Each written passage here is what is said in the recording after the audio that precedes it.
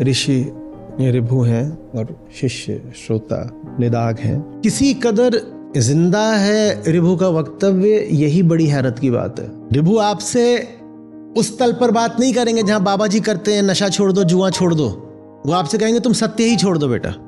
अब लोग धर्म पगला जाएगा, बिल्कुल कहेगा ये देखो ये कौन सा धर्म है, सत्य छोड़ने को बोल रहे हैं। ये जो निरालंब होता है, जो किसी पर टिकता नहीं, जिसको कोई नहीं चाहिए, जो किसी पर आश्रित नहीं, ऐसे सत्य की, जो अनंत है, विराट है, ऐसे सत्य की मजबूरी देखो कि उसको जा करके इधर उधर छुपना पड़ता है। अगर अहंकार 10 सिर वाला रावण है तो ऋभु गीता सीधे उसकी नाभि में वार करती है। एक एक सर नहीं काटती, सीधे केंद्र में मारती है। इतनी घातक क्यों है ऋभु गीता? क्योंकि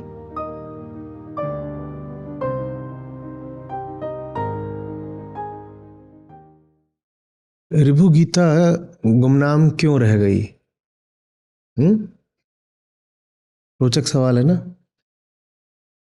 तो ऋभु गीता गुमनाम इसीलिए रह गई क्योंकि इतिहास में भी वही हुआ है जो आप वर्तमान में होता देख रहे हैं। इतिहास हो या वर्तमान हो, कर्ता तो अहंकार ही रहा है ना। ऋभु गीता गुमनाम इसलिए रह गई क्योंकि अद्वैत के पास कभी माइक ही नहीं था। ऋभु गीता गुमनाम इसलिए रह गई क्योंकि जैसे आज अद्वैत के पास माइक नहीं है, वैसे ही पूरे इतिहास में अद्वैत के पास माइक नहीं था। और लोगों तक सच नहीं पहुंचता, लोगों तक सच की आवाज भी नहीं पहुंचती। लोगों तक वो पहुंचता है जिसके पास माइक होता है। लोगों तक सत्य नहीं, माइक पहुंचता है। और अध्यात्म के पूरे इतिहास में अद्वैत के पास माइक नहीं रहा है। अभी आप अपनी स्क्रीन पर जो देख रहे हैं, इसको आप कम से कम भारतीय अध्यात्म के इतिहास का नाट्य रूपांतरण समझ सकते हैं। नाटक करा नहीं जा रहा, जो आपके सामने है वो स्वतःस्फूर्त है, स्पॉन्टेनियस है। पर जो आप अभी देख रहे हैं वो बिल्कुल वही है जो पूरी परंपरा में हुआ है। जैसे मेरे पास लोग हैं जिस कोटि के और जिस श्रेणी और क्षमता के संसाधन हैं, वही अद्वैत को पूरे इतिहास में मिला है।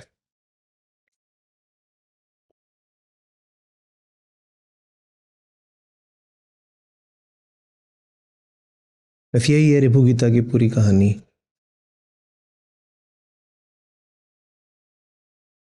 तो इसको छुपा करके इधर उधर कहीं डाला गया कि चलो इसी प्रकार ये इनके इन प्रकारेण बची रह जाए। तो आज हम उसको शिव रहस्य नाम का उपपुराण है उसमें पाते हैं। यद्यपि ऋभु गीता की सामग्री का शिव रहस्य की बाकी सामग्री से कोई सीधा संबंध है नहीं। है भी संबंध तो सतही है। ये कहकर कह सकते हैं कि ऋभु गीता भी शिव के नाम से जुड़ी और शिव रहस्य की जो कथाएं हैं, कर्मकांड है, तीज त्योहार कैसे मनाना है, व्रत कैसे करना है, तीर्थ और जो आगामिक सामग्री है उसकी, वो भी शिव के नाम की है। तो बस ये नाम भर का संबंध है। बाकी ऋभु गीता दर्शन है अद्वैत, और बाकी सब जो सामग्री है उसका दर्शन से कोई संबंध नहीं।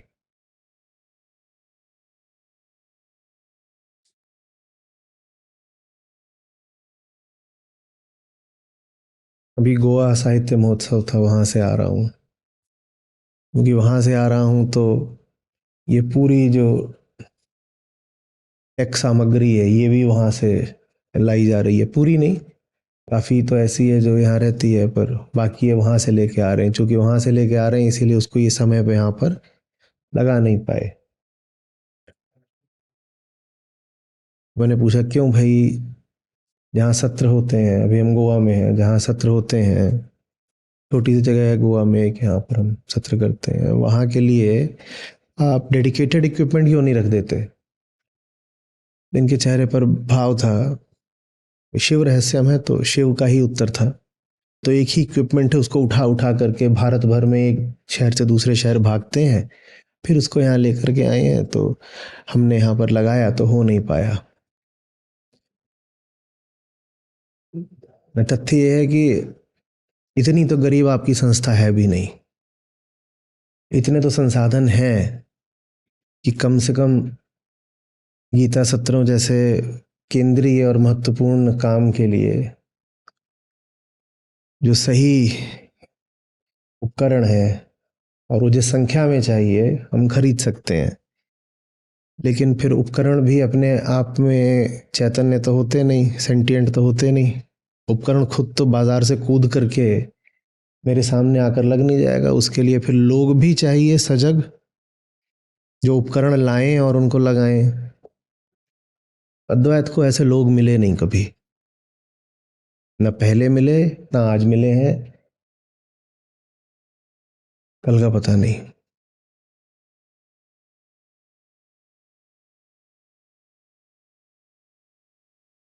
और ये नहीं कि जो पास के लोग हैं वही नहीं मिले। हम ऋभु गीता की कहानी आपको सुना रहे हैं,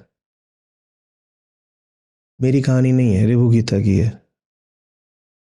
अगर मैं उसमें मौजूद भी हूं तो अद्वैत के किरदार की तरह। तो अगर मैं अपना नाम ले भी रहा हूं तो कहानी अभी ये ऋभु गीता की ही है। मैं भी उस कहानी का एक आधुनिक किरदार हूं बस। क्या किस्सा अद्वैत का बड़ा पुराना किस्सा है और उसका एक वर्तमान किरदार मैं भी हूं।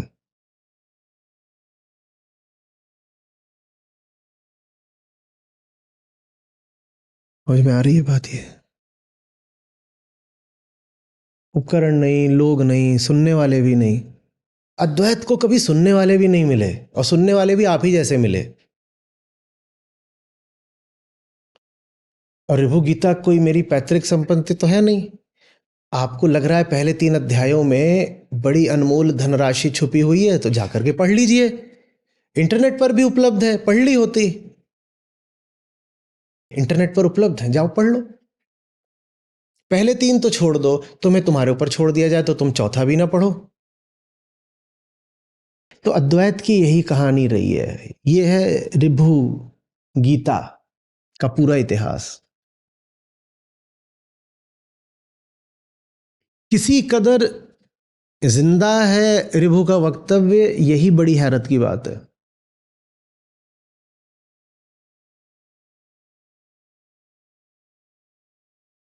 यही बड़ी हैरत की बात है। अब समझ में आ रहा है भारत में धर्म की इतनी दुर्दशा क्यों है। अब समझ में आ रहा है भारत में धर्म के नाम पर जो चल रहा है वो क्यों चल रहा है। तमाम गीताओं में प्रसिद्ध भी हो पाई तो भगवत गीता, वो भी सिर्फ इसलिए क्योंकि उसका द्वैतात्मक अर्थ करना संभव है, क्योंकि उसकी ऐसी व्याख्या करना जो कि कथा कहानी से मेल खाती हो संभव है, इसलिए भगवत गीता फिर भी चल गई। बाकी तो एकदम ही नहीं चलेंगी। आप अगर ना आते गीता समागम में तो शायद अष्टावक्र का नाम भी ना सुनते, और ऋभु का तो नाम भारत में 10,000 लोगों में तो एक भी ना जानता हो।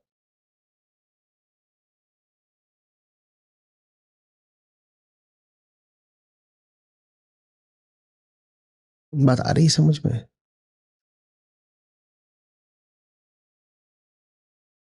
हम्म।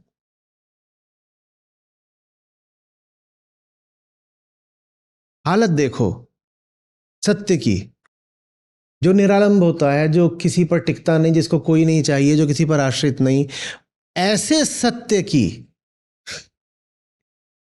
हाँ, जो अनंत है, विराट है, ऐसे सत्य की मजबूरी देखो, जिसके अलावा कोई दूसरा नहीं। उस सत्य की विवशता देखो कि उसको जा करके इधर उधर छुपना पड़ता है, जिसको अपना मुंह भी चौथे अध्याय पर आकर खोलना पड़ता है। पहले 3 अध्याय में बस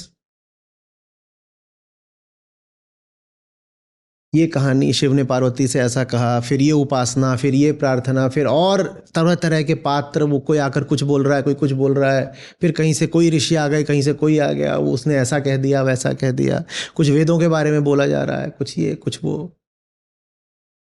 कितना संभल संभल करके चलना पड़ता है सच्चाई को आपकी दुनिया में, कितनी प्रतीक्षा करनी पड़ती है, और कतार में कितने पीछे खड़े होना पड़ता है कि बाकी सब कर लो, सबको आदर सम्मान दे दो, उसके बाद किसी तरह से इस सत्य को थोड़ी सी जगह मिल जाए।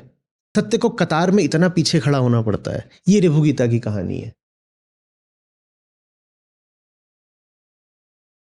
पूरी ऋभु गीता में एक ही बात दोहराई गई है, और दोहराई ही गई है, दोहराई ही गई है, दूसरी कोई बात होती ही नहीं है। क्यों दोहरानी पड़ी है? क्योंकि जिनसे कही जा रही है वो सुनने को तैयार नहीं, वो बड़े ढीठ हैं। तो एक ही बात को 2000 बार दोहराया गया है।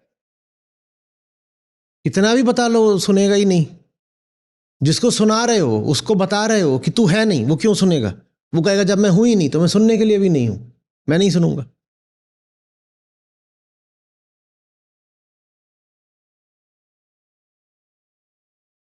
पहला श्लोक लेते हैं, वो आपको यदि स्पष्ट हो गया तो आगे की बातें भी स्पष्ट हो जाएंगी।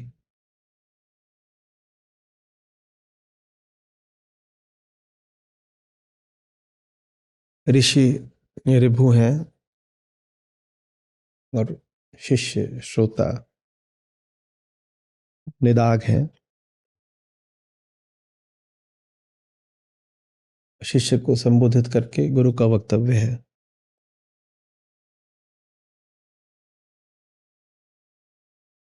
गुरु कह रहे हैं शिष्य को कि शिव द्वारा दिए गए गूढ़ उपदेश को मैं संक्षेप में कह रहा हूं। गुरु का कहना है कि ये जो बात है ये उनकी अपनी नहीं है, शिवत्व की है। गुरु श्रेय नहीं ले रहे हैं कि मेरी मौलिक बात है। वो क्या कह रहे हैं कि सुनो बेटा, तुमसे जो मैं बोलने जा रहा हूं ये बात कोई मेरी अपनी नहीं है कि मैंने रच डाली है। ये शिवत्व से उठी बात है। शिवत्व से उठी बात से क्या आशय है? बस ये कि मेरी अपनी नहीं, अहंकार से नहीं उठी है। ये बात शिव से आ रही है, ये बात शिवत्व से उद्भूत है। इससे बस इतना आशय है कि ये बात अहंकार से उत्पन्न नहीं है। तो शिव द्वारा दिए गए गूढ़ उपदेश को मैं संक्षेप में कह रहा हूं। क्या कहा? जिसे तुम आत्मा मानते हो अनात्मा है। मन अनात्मा है, जगत अनात्मा है। जिसे तुम आत्मा कहते हो वो अनात्मा है, मन अनात्मा है, जगत अनात्मा है। और निश्चय पूर्वक जान लो कि जो अनात्मा है वो नहीं है। निश्चय पूर्वक जान लो कि अनात्मा जैसा कुछ होता नहीं। जो अनात्मा है वो है ही नहीं, अस्तित्वमान नहीं है। क्या आशय है? इधर उधर की तो बहुत सारी, आत्मा को मना कर दिया, मन को मना कर दिया, पूरे संसार जगत को मना कर दिया कि सब अनात्मा है, और फिर कह दिया कि अनात्मा माने है ही नहीं। अनात्मा माने है ही नहीं। अनात्मा माने क्या? अनात्मा माने मुझसे अलग। आत्मा माने क्या? मैं। आत्मा माने मैं। अनात्मा माने, आत्मा माने मैं। तो अनात्मा माने मैं नहीं, मुझसे अलग, मुझसे अलग, मुझसे अलग। जो कुछ भी मुझसे भिन्न है वो मेरे लिए है। ये सूत्र है, इसको पकड़िए। मैं जो कुछ भी कहता हूं कि मुझसे अलग है, वो मेरे ही द्वारा तो देखा जा रहा है ना। मैं हूं, ये दीवार है, ये दीवार मैं नहीं हूं। ठीक है, तो दीवार क्या हो गई? अनात्मा।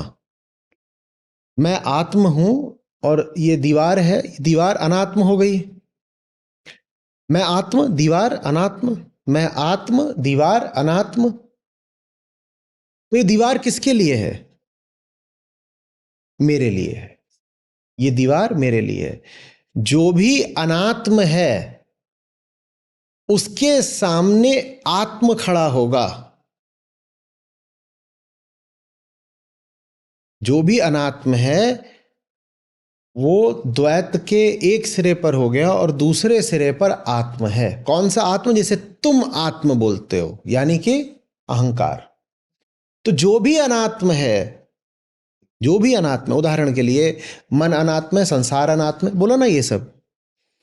तो मन के सारे विषय और संसार के सारे भौतिक विषय ये क्या हो गए? अनात्म हो गए। पर ये किसके लिए अनात्म है? उसके लिए जो अपने आप को आत्म बोलता है। वो कौन है? अहंकार। अहंकार। तो अनात्म कहने का मतलब ही यही हुआ कि मैं अपने आप को आत्म मानता हूं। मैं कौन हूं? अहंकार। अहंकार के लिए ही सारे अनात्मिक विषय हैं, क्योंकि वो खुद क्या बना बैठा है? आत्म। वो अपने आप को आत्म कहता है तो बाकी सब अनात्म हो गया। वो अपने आप को आत्म कहता है, बाकी सब अनात्म हो गया। पर बाकी सब अनात्म इस अहंकार के लिए ही है। ठीक है ना? ये अहंकार ही अगर नकली हो तो ये जो सब अनात्म है इसका क्या होगा? हाँ, वो भी नकली हो जाएगा ना। तो जितने भी विषय हो सकते हैं अहंकार के, मानसिक विषय, भौतिक विषय, उन सबको ठुकराया जा रहा है। और उनको ठुकरा करके वास्तव में किसको ठुकराया जा रहा है? अहंकार को। ऋभु गीता का सीधा निशाना अहंकार है। और अहंकार चूंकि स्वयं कुछ होता नहीं, तो इसीलिए ऋभु गीता किसको गिराती है? अहंकार के सारे विषयों को। इतनी घातक क्यों है ऋभु गीता? क्योंकि लोक धर्म गिराता है अहंकार के तथाकथित बुरे विषयों को। बुरे विषयों को, ठीक है ना? बुरे विषय क्या होते हैं? शराब, चोरी, कत्ल, वासना, पैसा। ये अहंकार के कैसे विषय माने जाते हैं? बुरे। तो इनको तो लोक धर्म भी हटाने आ जाता है। फिर जिसको हम थोड़ा बेहतर धर्म बोलते हैं, वो अहंकार के अच्छे विषयों को भी हटाता है। ठीक है? जैसे ममता, दया, आशा, ये सब अच्छे विषय माने जाते हैं ना, कि ये तो होना ही चाहिए। वो उनको भी हटाता है। ऋभु गीता घातक है क्योंकि वो अहंकार के सिर्फ अच्छे विषयों को नहीं हटाती, वो अहंकार के पवित्र विषयों को भी धराशायी कर देती है।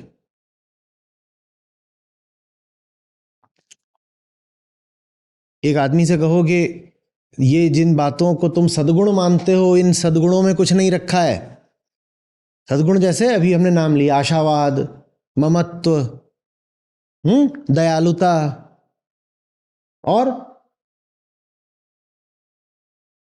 परस्पर सहयोग, शालीनता, शिष्टाचार, सज्जनता, है ना?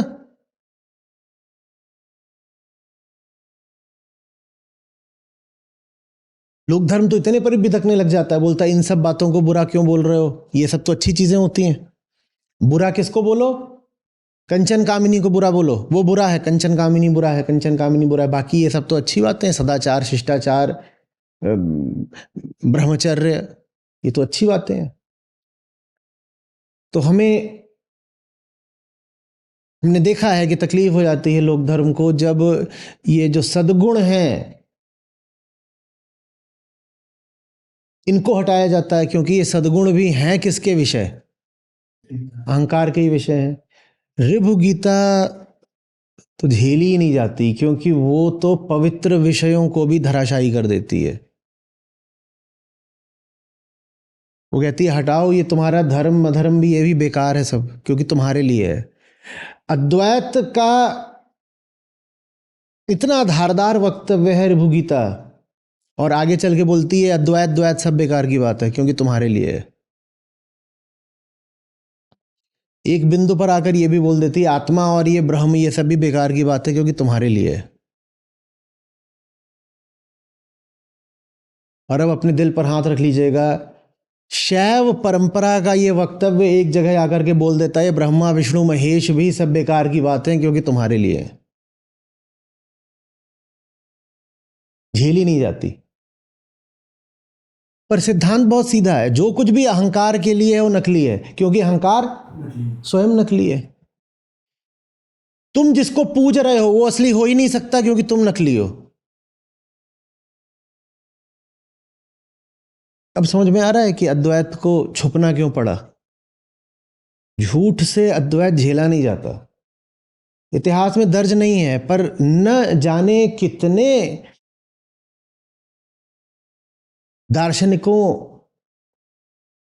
को पीड़ा झेलनी पड़ी होगी, समाज का प्रकोप झेलना पड़ा होगा। भारत की बात कर रहा हूं, यूनान या अरब की नहीं।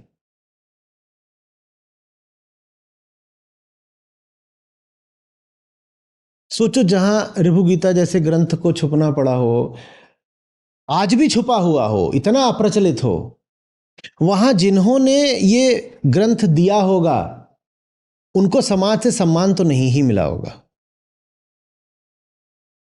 और किस किस तरह की पीड़ा मिली होगी हम बस अनुमान ही लगा सकते हैं। कुछ नहीं छोड़ती ऋभु गीता। अहंकार कहता है कुछ तो दे दो पकड़ने के लिए जिसके सहारे खड़ा रह सकूं। ऋभु गीता कहती है तुझे कुछ भी दे दिया तू बच जाएगा। जो अपवित्र है तुझसे वो तो छुड़वाना ही है, जो पवित्र है तुझसे वो भी छुड़वाएंगे। अच्छे बुरे की तो बात ही नहीं, अच्छा बुरा तो बहुत पहले पीछे छोड़ दिया। ये लोक धर्म का काम है, बुरी बुरी चीजें हटाओ, अच्छी अच्छी चीजें पकड़ो। ऋभु गीता कहती है पवित्र चीजें भी हटाओ सब तुम, ये पवित्र चीजें भी बस तुम्हारे अहंकार के हाथ का खिलौना है। अब क्या करें। ये अद्वैत है भाई, यही दर्शन है, यही वेदांत है, यही वास्तविक सनातन धर्म है। लेकिन यदि सनातन धर्म ऋभु गीता का हो जाए तो जैसा दिखाई देता है इसमें से 1% भी कुछ नहीं बचेगा। निकल कर आएगा कि तथाकथित आस्तिकों से ज्यादा बड़ा नास्तिक कोई नहीं है और धार्मिकों से ज्यादा बड़ा अधार्मिक कोई नहीं है। आ रही बात समझ में। आत्मा तो आज के पहले ही श्लोक में विदा कर दी गई कि बेटा जिसे तुम आत्मा बोलते हो कुछ नहीं है, क्योंकि वो आत्मा किसके लिए है? तुम्हारे लिए। तुमने आत्मा को छू भी दिया तो आत्मा गंदी हो गई। तुम झूठ हो, तुम्हारे मुंह से जो कुछ भी उच्चारित होगा वो झूठा हो जाएगा। तुम ब्रह्म बोलोगे तो ऋभु बोलेंगे ब्रह्म नकली है। ब्रह्म नकली क्यों? क्योंकि तुमने बोला ना, तुमने बोला। तुम सत्य बोलोगे तो ऋभु कह देंगे सत्य भी नकली है क्योंकि तुमने बोला।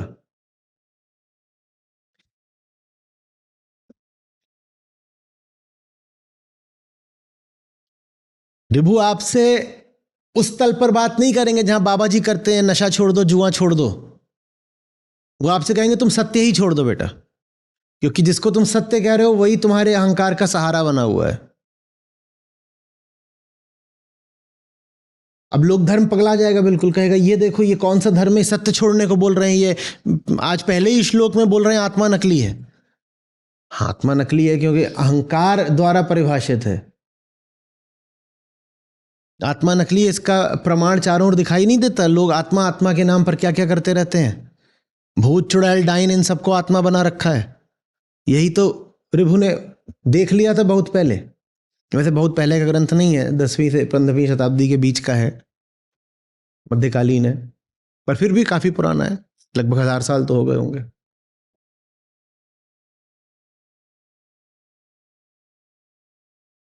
समझ में आ रही है बात कुछ?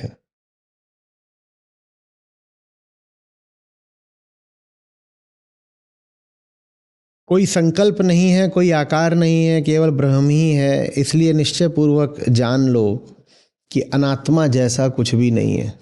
अनात्मा माने अहंकार के विषय, जिनको बोलता है मैं आत्मा और वो मेरा विषय, तो वो अनात्मा। अनात्मा माने अहंकार का विषय। चूंकि अहंकार स्वयं नहीं है, इसीलिए अहंकार का हर विषय भ्रम मात्र है।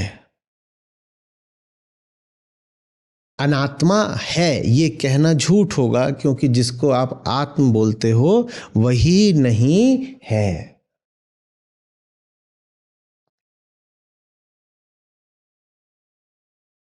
सब संकल्प किसके लिए हैं? अहंकार के लिए। सब आकार किसके लिए हैं? अहंकार के लिए। तो तुम्हारे सब संकल्पों की दो कौड़ी की कीमत नहीं। और जो कुछ भी तुम्हारे जगत का है, साकार है। साकार माने आकार लिए हुए, वो मिथ्या ही है। क्योंकि वो किसके लिए है? तुम्हारे लिए। जो कुछ भी तुम्हारे लिए है, छोटे से छोटा, बड़े से बड़ा, अपवित्र से अपवित्र और पवित्र से पवित्र, काला चाहे सफेद, पाप चाहे पुण्य, जो कुछ भी तुम्हारे लिए है, खत्म हो गया सब।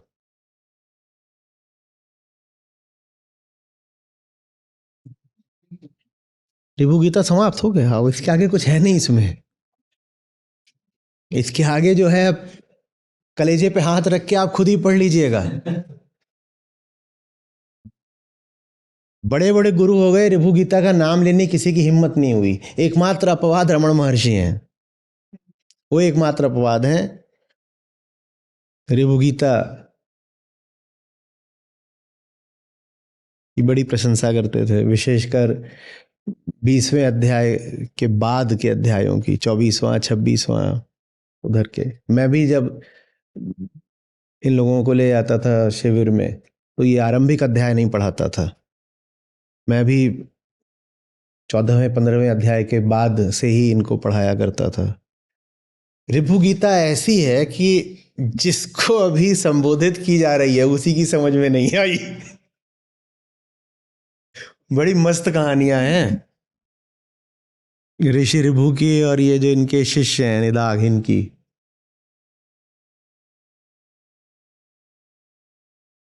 सुनोगे कहानी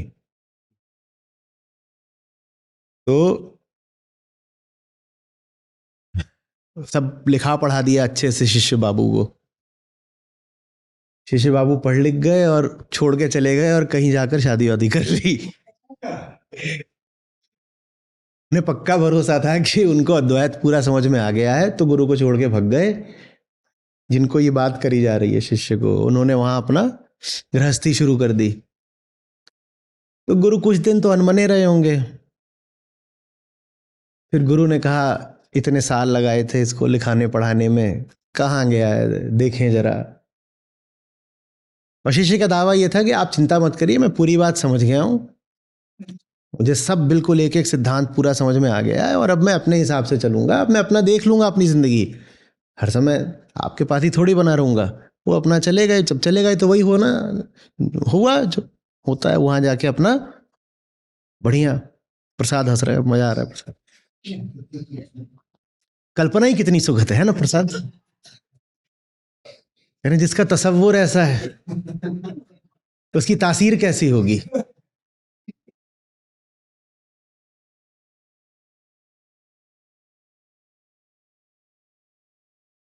तो एक दिन यही रिभु, रिभु गीता वाले रिभु, ये भेष वेश बदल के साधु बन के पहुंच गए शिष्य के घर में।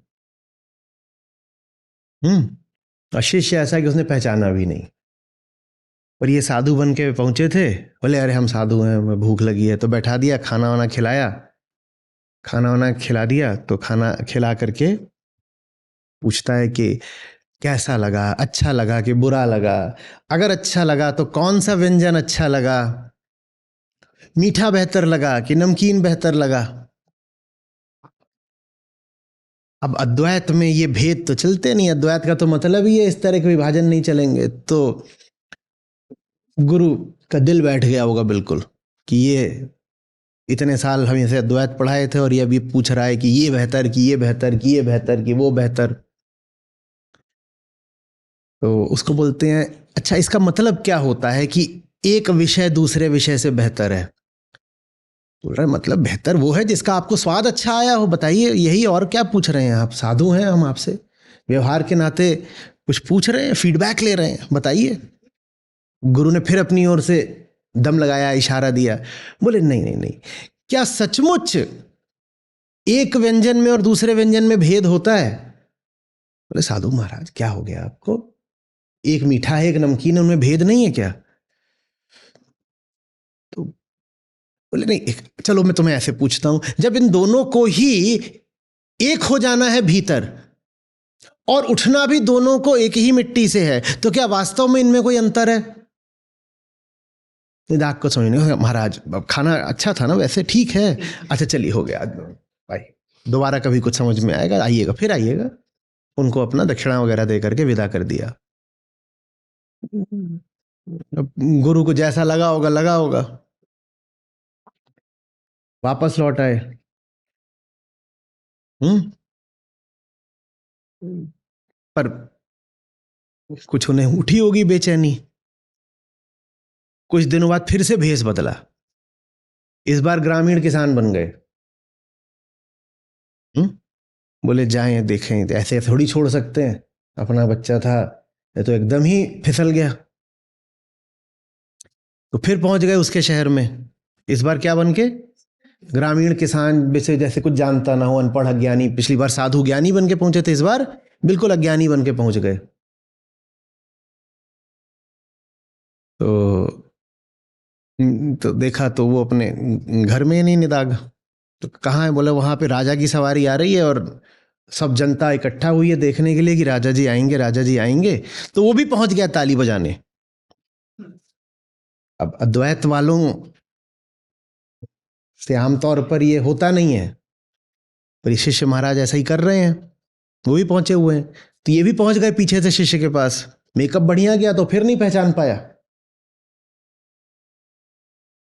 तो उसको पूछते हैं कि कौन आ रहा है? तो बोलता है राजा आ रहा है, राजा राजा। बोलता है कि ये राजा क्या होता है? तो बोलते हैं वो हाथी दिख रहा है। तो ये बोलते हैं हाँ हाथी तो दिख रहा है। बोलते हैं तो हाथी के ऊपर जो बैठा है वो राजा है। अब अद्वैत में जो भी एक विषय दूसरे पर आश्रित होकर परिभाषित हो तो वो मिथ्या माना जाता है। जिस भी विषय की परिभाषा दूसरे विषय पर निर्भर करती हो तो वो विषय ही व्यर्थ हो जाता है। इसीलिए अहंकार भी व्यर्थ है, क्योंकि वो हमेशा दूसरे पर आश्रित रहता है। तो इसीलिए गुरु ने प्रश्न ही इस तरीके से करा कि शिष्य को, एक्स शिष्य को, पूर्व शिष्य को अपनी धारणा का मिथ्यात्व दिख जाए। कि वो कह रहा है राजा वो है जो हाथी पर सवार है, माने राजा की परिभाषा किस पर आश्रित हो गई?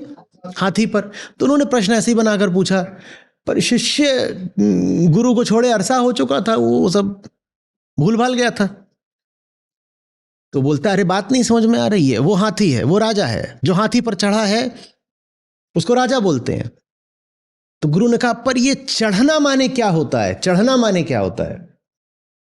तो अब उसको आ गया गुस्सा। बोलता इधर आ तू, क्योंकि इस बार भेज भी इन्होंने ऐसे ही धरा था जैसे कि कोई अनपढ़ किसान हो जैसे। बोलता इधर आ। वो आ गए तो कूद करके उन्हीं के ऊपर चढ़ गया। बोलते इसको बोलते हैं चढ़ना। नहीं समझ में आ रहा था चढ़ना किसको बोलते हैं। जैसे हाथी पे राजा चढ़ा है ऐसे ही मैं तुम पे चढ़ गया हूं। तो खिलखिलाकर जोर से हंसते हैं, ऊपर चढ़ा हुआ उसकी ओर ऐसे मुंह करके देखते हैं और बोलते हैं तुम मेरे ऊपर चढ़े हो, ये तू और मैं क्या है? तो फिर कथा कहती है कि जब इतनी पास से गुरु ने आंख में आंख डाल के देखा तो शिष्य को कुछ याद आया और कुछ भीतर कौंधा और झट से नीचे उतरा, उसे कुछ बात समझ में आई। मुझे पक्का भरोसा है कि बात तब भी समझ में नहीं आई।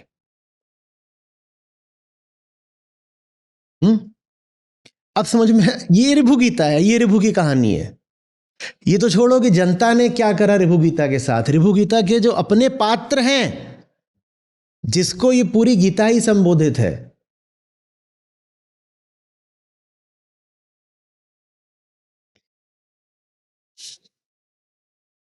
बात आ रही है कुछ समझ में? हाँ आई रही होगी, तुम्हें नहीं आएगी तो किसको आएगी? जहाँ चित्त का भाव ही नहीं वहाँ विचार नहीं, चिंता नहीं। जहाँ देह का भाव ही नहीं वहाँ जरा नहीं। केवल ब्रह्म ही है, निश्चय पूर्वक जान लो, अनात्मा नहीं है। यहाँ भाव से आशय है उसके अस्तित्व में आस्था। देह भी अहंकार का विषय ही है, इसीलिए देह भी अनात्मा है। अहंकार बिल्कुल बुरा मान जाएगा अगर आप कहेंगे देह कुछ बोल रही है। वो कहेगा देह नहीं बोल रही, मैं बोल रहा हूं, देह तो मेरा विषय है। देह तो मेरा विषय, देह नहीं बोल रही, मैं बोल रहा हूं। आप कभी कहते हो कि गले से आवाज आई? आप क्या बोलते हो? मैं बोला। या आप ये थोड़ी बोलते हो गले से आवाज आई, क्या बोलते हो? मैं बोला। अहंकार बहुत बुरा मान जाएगा अगर गले से आवाज आ जाएगी तो कहीं गले से आवाज नहीं आ रही, मैं बोल रहा हूं। गला भी मेरा विषय मात्र है। अहंकार के जितने भी विषय हैं वो अहंकार के ही शब्दों में क्या हो गए? अनात्मा। क्योंकि अहंकार के अनुसार आत्मा कौन है? वो खुद। तो देह भी क्या है? अनात्मा। चित्त भी क्या है? मन, अनात्मा। क्योंकि मन में भी सब क्या भरे हुए हैं? विषय।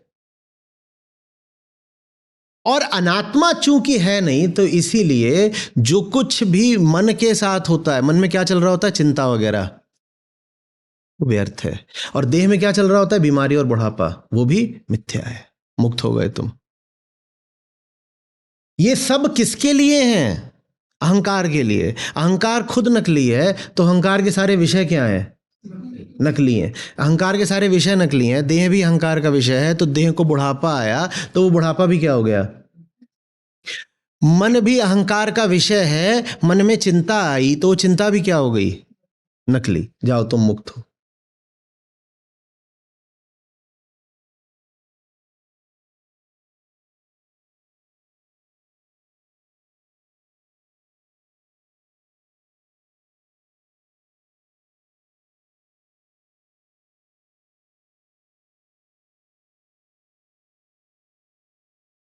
आ रही बात समझ में? जहां पैर का भाव नहीं वहां गति नहीं। भाव माने भव से आया है। भव माने कि आप उसकी हस्ती को सत्य मान रहे हो। भव वो है, भवता,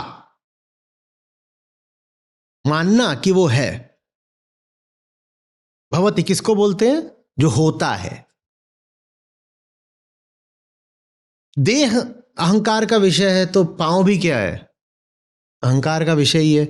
तो ये जो सब गति वगैरह हो रही है वो गति भी बहुत गंभीरता से लेने योग्य नहीं है। ठीक वैसे जैसे बुढ़ापा बहुत गंभीरता से लेने की बात नहीं है, वैसे पांव तुम्हें उठा के यहाँ से वहाँ ले गए तो कोई गंभीरता की बात नहीं है। और फिर एक स्थान से दूसरे स्थान तक ही ले गए होंगे पांव, तो स्थान का बदलाव भी कोई बहुत गंभीरता की बात नहीं है। कुछ नहीं बदल गया। अगर पांव ही गंभीरता से नहीं लिए जा सकते तो इन्हीं पांवों ने तुम्हें एक जगह से दूसरी जगह पहुंचा दिया, दूसरी जगह कितनी गंभीरता से ले लोगे? अभी मैं इतना ही कह रहा हूं, गंभीरता से मत लो। मिथ्या तो बोल भी नहीं रहा, वो भी काक हो जाएगा आगे अपने आप।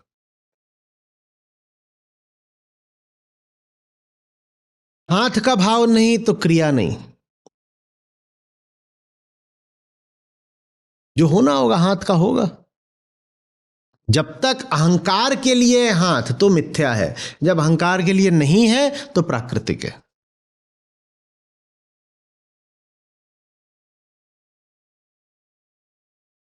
जब तक अहंकार के लिए हाथ तब तक कर्म है, जब अहंकार के लिए नहीं है तब क्रीड़ा है।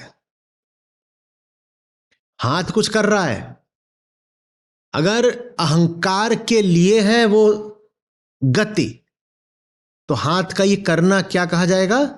कर्म। और हाथ कुछ कर रहा है और जो कर रहा है वो अहंकार के लिए नहीं है, तो हाथ की ये गति क्या कहलाएगी? क्रीड़ा। क्योंकि केवल ब्रह्म मात्र ही। ये ब्रह्म क्या है भाई? ब्रह्म क्या है? ब्रह्म क्या है? ब्रह्म वो है जो है नहीं, क्योंकि जो कुछ है वो किसके लिए है? अहंकार के लिए। अहंकार के लिए है कुछ हमेशा। अहंकार तभी तक है जब तक उसके कुछ लिए है। तो यानी अहंकार हमेशा द्वैत में ही हो सकता है। अहंकार होगा तो उसका विषय होगा कहीं आसपास, नहीं तो अहंकार भी नहीं हो सकता।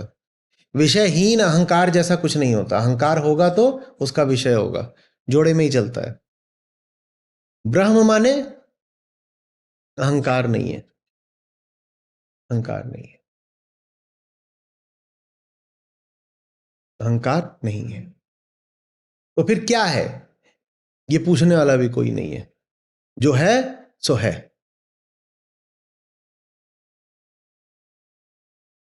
ब्रह्म अहंकार का विषय नहीं है, ब्रह्म अहंकार का विलोप है।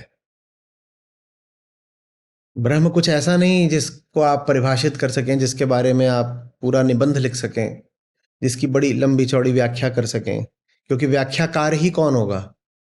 अहंकार। तो ब्रह्म के बारे में जो बहुत बोलता है, उसके मुंह का बंद हो जाना ही ब्रह्म है। ब्रह्म के बारे में जो बहुत सोचता है, उसकी सोच का मिट जाना ही ब्रह्म है। ब्रह्म के बारे में जो बहुत जानता है, उसके ज्ञान का मिट जाना ही ब्रह्म है।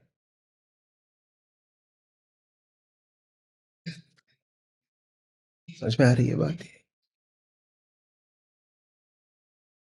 ब्रह्म के अभाव में जगत नहीं है, और जगत के अभाव में तो हरि भी नहीं है, ईश्वर भी नहीं है। ये लो, ये तो शुरुआत में ही पहले ही ओवर से छक्के मारने शुरू कर दिए। तो लग रहा है नास्तिकता का वक्तव्य है बिल्कुल।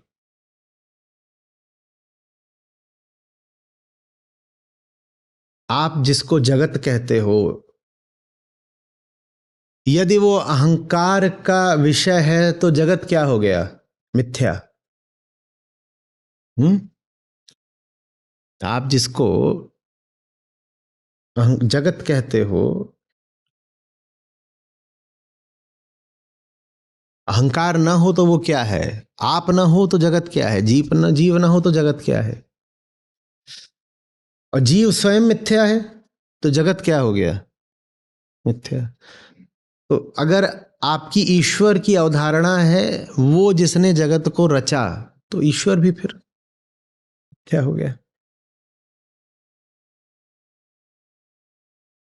यदि जगत की परिभाषा अहंकार द्वारा दी गई है, तो जगत और जगत का रचयिता दोनों मिथ्या हो गए, दोनों अनात्मा।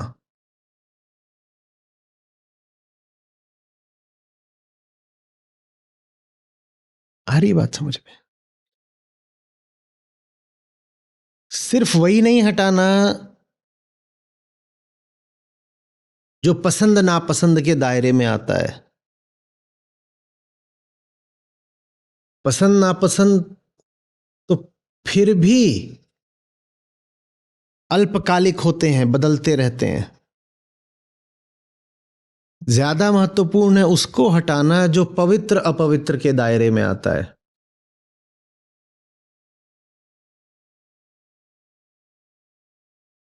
वो अहंकार को बड़ी सुरक्षा देते हैं। पवित्र अहंकार बड़ा हठी, बड़ा जिद्दी, कठोर होता है। अहंकार जिसको अपनी पवित्रता का गुमान हो गया हो, उसको समझाना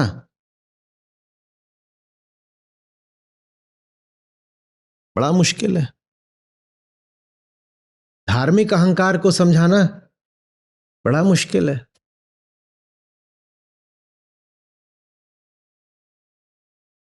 ऋभु गीता अहंकार के सब सब छुपे संबलों को काटती है। अगर अहंकार 10 सिर वाला रावण है तो ऋभु गीता सीधे उसकी नाभि में वार करती है। एक एक सर नहीं काटती, सीधे केंद्र में मारती है। और इसीलिए लोक धर्म को कभी रास नहीं आती।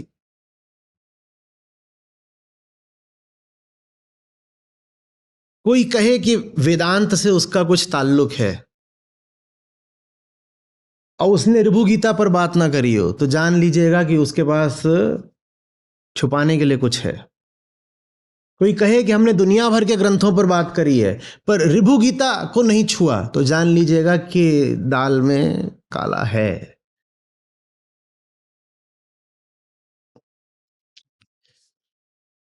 लगभग ऋभु गीता की श्रेणी का एक और वक्तव्य है अवधूत गीता। देखता हूं अंग्रेजी में उसको लूंगा।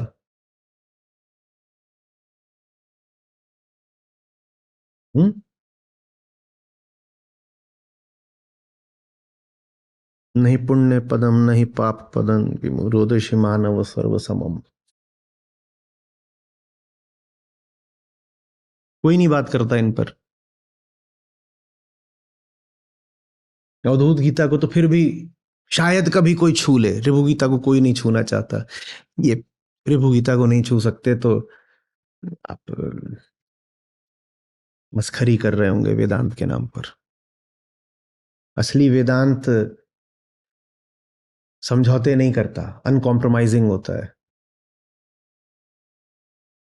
या तो पूर्ण सत्य, नहीं तो कुछ नहीं। सपना तो सपना है ना, सपना तो सपना है। पवित्र सपना क्या होता है?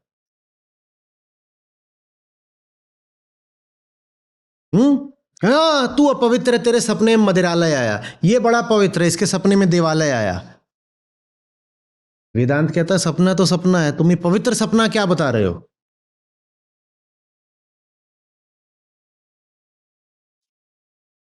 उठो। एक नहीं उठेगा क्योंकि सपने में मदिरालय है, तो कह रहा है बस अभी एक घूंट और दूसरा नहीं उठेगा क्योंकि सपने में देवालय है, वो कह रहा है बस अब प्रकट ही होने वाले हैं, मनोकामना पूरी करेंगे भगवान, तो इसलिए नहीं उठूंगा सपने से। जब दोनों ही पक्ष उठने को राजी नहीं, तो फिर रिभु को कौन सुनेगा? कोई नहीं।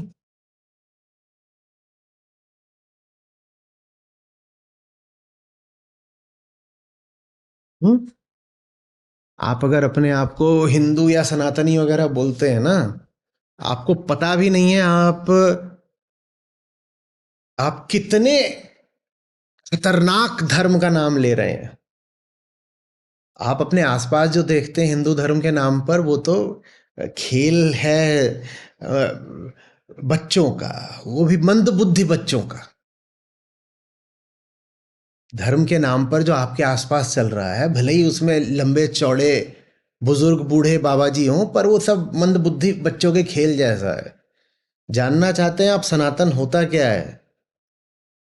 तो आइए मुनि अष्टावक्र के पास, ऋषि ऋभु के पास आइए, तो पता चलेगा कि तलवार किसको बोलते हैं और धार किसको बोलते हैं।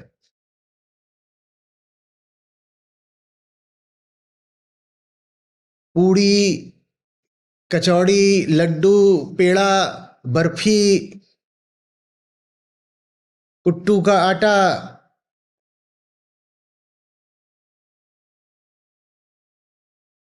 कद्दू काट के बाटा, ये नहीं है हिंदू धर्म। हिंदू धर्म ये है। पर ये वैसा हिंदू धर्म है जिसको कोई हिंदू स्वीकार नहीं करेगा। तो अगर हिंदू वास्तविक हिंदू धर्म को नहीं स्वीकार कर रहा, तो फिर हिंदू चल किस धर्म पर रहा है? वो हिंदू धर्म तो नहीं है। तुम्हारे हिंदू हैं ही फिर कितने? जिसको आम हिंदू हिंदू धर्म कह रहा है, वो तो नहीं है हिंदू धर्म। तो फिर हिंदू है कौन? हम्म?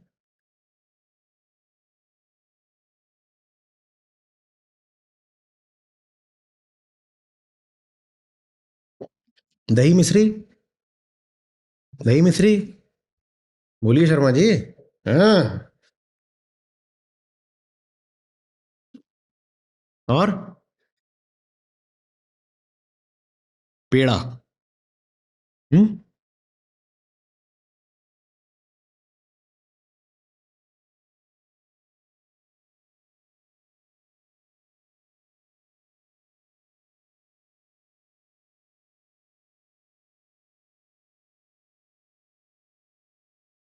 अब ये क्या हो गया? वेदों को तो हम अपौरुषेय कहते हैं। अभी अभी चौथे पांचवें श्लोक पर पहुंचे हैं और कह दिया कि सत्य वेद से परे है। कि सत्य तो वेद की भी पकड़ में नहीं आने वाला। लो, जहां बुढ़ापा नहीं वहां मृत्यु नहीं। शरीर को ही बुढ़ापा आना था और शरीर अहंकार का विषय था। यदि शरीर मिथ्या है तो फिर मृत्यु भी मिथ्या हो गई। तो लो, आप अमर हो गए। आप अमर हो गए, ठीक है, वो खत्म बात। तो तुम आप अमर हो आप। और ये सत्य लोक और वेद दोनों से परे है। लो, वेदों की भी सीमा बता दी। क्यों? क्योंकि उपनिषदों से पहले वेदों में काफी कुछ ऐसा है जो सकाम है। हम्म। वो फल श्रुति कहलाती है कि वो श्रुति है पर वो इसलिए कि उसमें से कुछ फल वगैरह मिल जाएगा। सकाम मंत्र है। वो मंत्र इसलिए है कि देवता वगैरह प्रसन्न होकर के कुछ वरदान दे देंगे। तो इसलिए कह रहे हैं कि सारी कामनाएं ही अहंकार की होती हैं। और यदि वेदों के मंत्र कामना मूलक हैं तो फिर वो बातें भी क्या हो गई? मिथ्या। जो कुछ भी अहंकार के लिए है वो मिथ्या। सारी कामना किसके लिए है? मिथ्या। अगर वेद भी कामना पूर्ति के लिए है तो फिर उस सीमा तक वेद भी क्या हो गए? मिथ्या।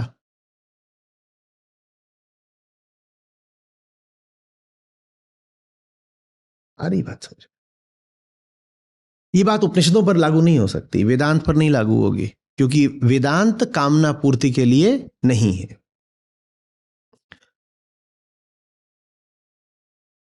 ये बात बार बार दोहराई जा रही है। मात्र ब्रह्म है, मात्र ब्रह्म है। वो सब कुछ जो तुम अपने लिए समझते हो वो नहीं है। यानी कि अनात्म जितना है वो मिथ्या है।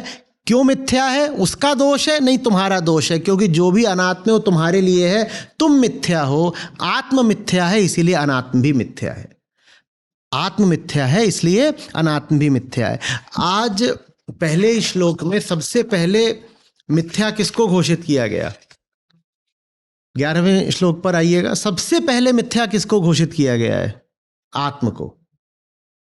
पहले मैं मिथ्या हूं। चूंकि मैं मिथ्या हूं इसीलिए जितने सारे विषय हैं मेरे लिए वो सब मिथ्या है।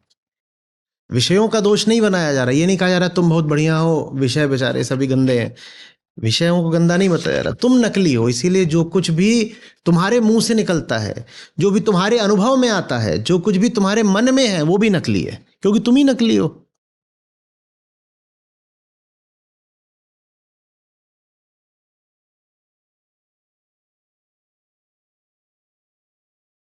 अब क्या करें हम? तो 2000 श्लोक हैं और अभी हम मुश्किल से 7वें पर पहुंचे हैं। और ये क्या बोल दिया? धर्म नहीं है, पवित्रता नहीं है, सत्य नहीं है, भय भी नहीं है, केवल ब्रह्म मात्र है। जान लो कि अनात्मा नहीं है। सत्य यदि तुम्हारे लिए है तो सत्य भी नकली है। धर्म यदि तुम्हारे लिए है तो धर्म भी नकली है। और भय सारे तुम्हारे लिए हैं। ये सारी बातें सुन के भय लग रहा है ना कि हाय राम, सत्य और धर्म को भी नकली बोल दिया। तो ये जो तुम्हें भय लग रहा है ये भी चूंकि तुम्हारा भय है इसलिए ये भी नकली है। अभी शुरुआत ही हुई है, पहले ही ओवर में 4 छक्के। सत्य को भी क्या बोल दिया? नकली है, क्योंकि तुम्हारा सत्य है। आत्मा तो पहले ही निकल गई। तुम्हारे देखे जो आत्मा है वो नकली ही होगी, क्योंकि तुम तो खुद को ही आत्म बोलते हो। तुम्हारे देखे ब्रह्म भी जो है वो, और धर्म तो पूरा नकली है ही, क्योंकि तुम्हारा ही है। तुम ही ने बनाया, तुम ही पालन कर रहे हो, तो पूरा नकली है।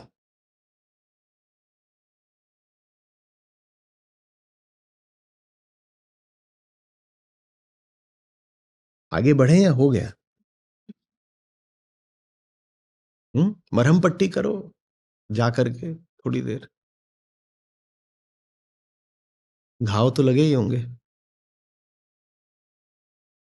आगे 18वें श्लोक में शब्द, अक्षर और उच्चों की उच्चारण की बात हो रही है। तो जो श्रुति के मंत्र हैं उनकी ओर इशारा है कि मुझे न तो उनका कोई सहारा, न उनको लेके कोई आग्रह। वो सब भी क्या है? अहंकार के ही विषय हैं। जिस सीमा तक और जब तक वो अहंकार के विषय हैं, मैं उनको भी गंभीरता से नहीं ले सकता।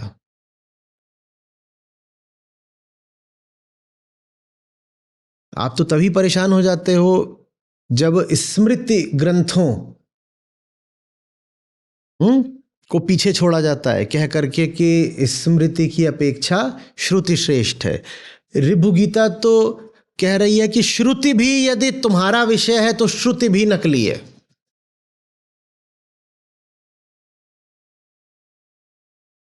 क्या क्या चला गया? धर्म, सत्य, ईश्वर, पवित्र, अपवित्र, 5-7 श्लोक में। अभी तो कितने अध्याय बाकी हैं, उसमें क्या क्या निपटेगा? कहीं तुम ही ना निपट जाओ।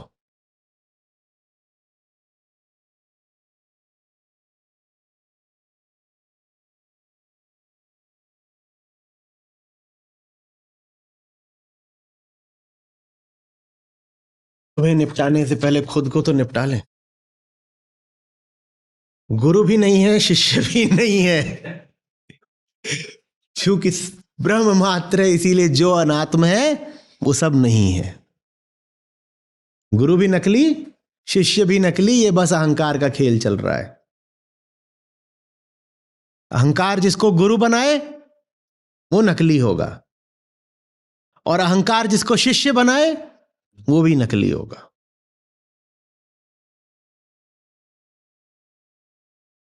अहंकार के खेल को गंभीरता से स्थापित रखने वाले जितने तत्व, जितने विषय हो सकते हैं, सबको लाठी लेके पीट डाला। सब नकली हो तुम, क्योंकि तुम सबका एक ही काम है, क्या? अहंकार बचा रहे। अहंकार को बचाने के लिए तुम ये गुरु शिष्य की नौटंकी चला रहे हो।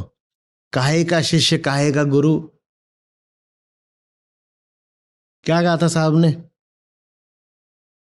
चढ़ पाथर की नाव। अरे बोलो पूरा। दोनों बूढ़े बापुरे चढ़ पाथर की नाव। नहीं आता किसी को?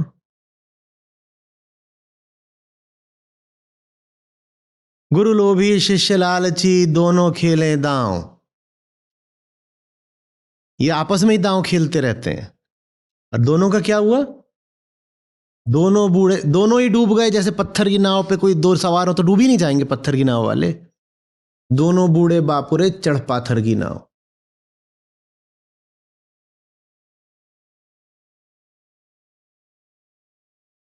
आ रही बात समझ में? द्वैत के दोनों ही छोर नकली होते हैं, और इसीलिए बार बार ऋषियों ने समझाया है कि द्वैत दुख है, द्वैत ही दुख है। सबसे मूल द्वैत कौन सा होता है? एक विषय और दूसरे विषय का नहीं, वो भी द्वैत है। दो विषय एक दूसरे पर आश्रित हैं, वो भी द्वैत कहा जाएगा। काला और सफेद एक दूसरे पर आश्रित हैं, वो भी द्वैत है। पर फंडामेंटल मूल द्वैत होता है जीव और जगत का। जगत जीव के लिए, जीव जगत के लिए। ये एकदम यही दुख है।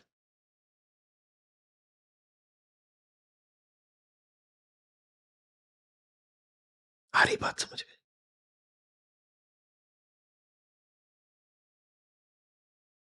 20वें श्लोक पर रुक रहे हैं क्योंकि वहां सूत्र आ गया है। सूत्र है, एक के अभाव में दूसरा नहीं हो सकता और दूसरे के अभाव में एक नहीं हो सकता। ये सूत्र है। ये सूत्र किसको अनावृत कर रहा है? द्वैत की संरचना को, डुअलिटी के स्ट्रक्चर को, एक के अभाव में दूसरा नहीं हो सकता, दूसरे अभाव में एक नहीं हो सकता। अब आगे लेकिन बारूद है, यदि कुछ सत्य होता तो फिर असत्य का होना भी संभव हो गया होता, क्योंकि कुछ हो तो उसका विपरीत भी तो हो ही जाएगा ना। असत्य हो नहीं सकता इसका मतलब सत्य भी कुछ नहीं है, सब चला गया। यदि सत्य का विपरीत असत्य है तो असत्य की परिभाषा फिर सत्य से आ रही है कि जो कुछ सत्य नहीं है वो असत्य हो गया। तो सत्य असत्य भी फिर आपस में क्या बन गए, जोड़ा, द्वैत। और द्वैत तो सारे नकली होते हैं।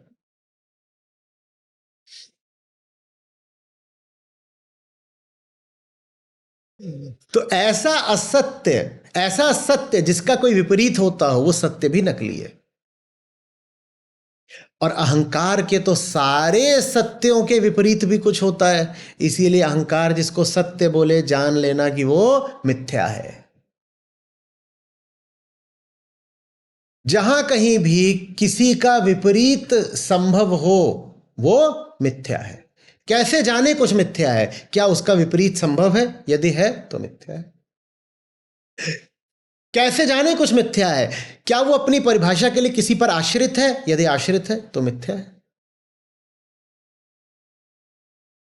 कैसे जाने कुछ मिथ्या है, क्या उससे बाहर कुछ और है, क्या उसकी सीमा के बाहर कुछ बचता है, यदि बचता है तो मिथ्या है। रिहु कह रहे हैं सत्य भी कुछ नहीं हो सकता, क्योंकि यदि सत्य है तो फिर असत्य को भी होना पड़ेगा। तो सत्य वो जो है नहीं, यदि सत्य है तो फिर असत्य को भी होना पड़ेगा।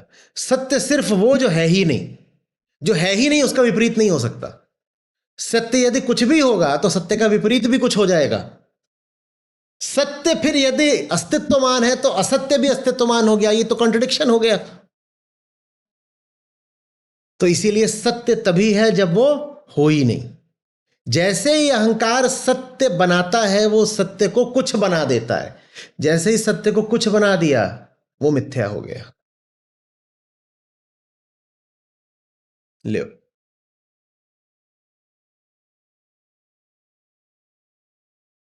अब क्या करें।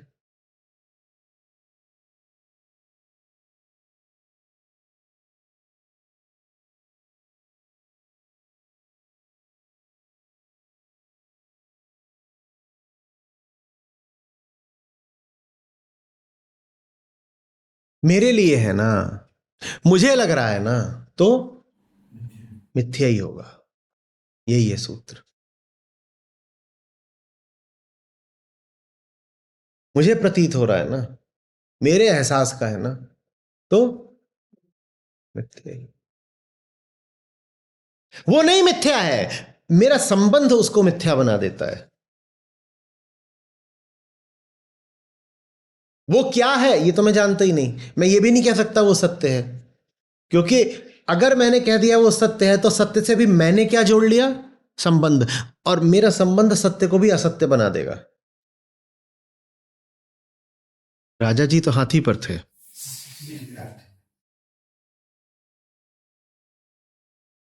इसीलिए मिथ्या थे। हम्म, आप किस हाथी पर हो।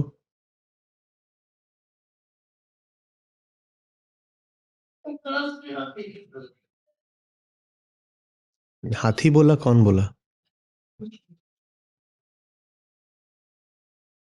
बोलिए बोलिए।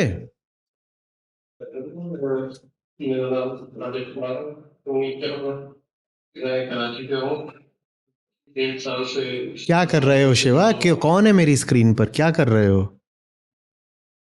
जी फिर से बोलिएगा। जी मेरा नाम राजेश कुमार है सर, मैं कराची से हूँ। 1.5 साल से गीता समागम से जुड़ा हुआ हूँ। और सर आपकी वीडियोस जो गुरु ग्रंथ साहिब पे, नित्यनेम साहिब पे हैं यूट्यूब पे, वो मैंने देखी हैं, तो उसकी वजह से मैं गुरु ग्रंथ साहिब को और बेहतर तरीके से पढ़ पा रहा हूँ। नहीं नहीं, सर आप ऋभु गीता से अभी कोई प्रश्न हो तो वो बताइए ना।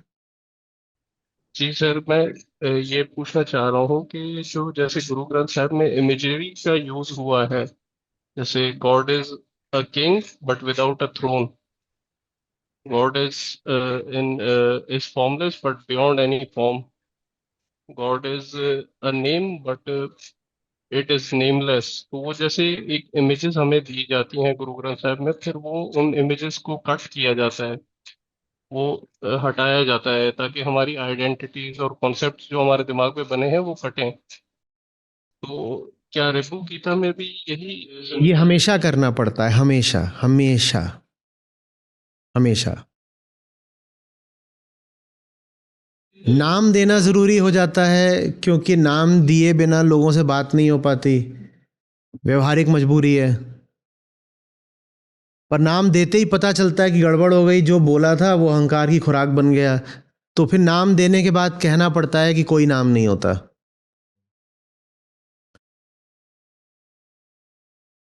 आदि ग्रंथ में भी ऐसा होता है, उपनिषद भी तो यही करते हैं। आपको बहुत सारी खुराक दे देते हैं सोचने के लिए, फिर कहते हैं वो अचिंत्य है, उसके बारे में सोचा नहीं जा सकता। आपसे बहुत सारी उसकी बात कर लेते हैं, फिर कहते हैं अकथ्य है, अनिवर्चनीय है। इतनी बात करने के बाद कह रहे हो कि अकथ्य है, ये क्या हुआ? इतने तो कथन दे दिए, अब अकथ्य क्यों बोल रहे हो? कथन देने जरूरी थे, क्योंकि अगर कथन न दिए जाएं तो संवाद कैसे हो? पर कथन देने के बाद यह भी कहना पड़ता है कि भाई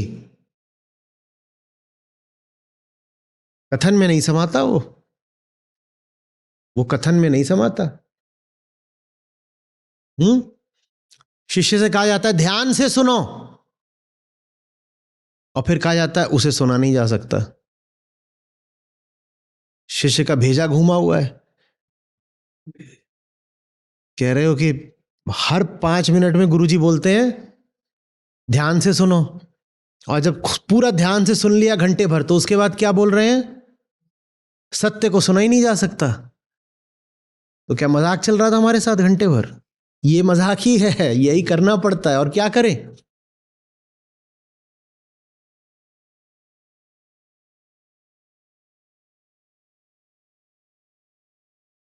तुम जो कुछ सुनोगे, तुम्हारे सुनने के कारण वो असत्य हो जाएगा, तुम्हारे सुनने के कारण।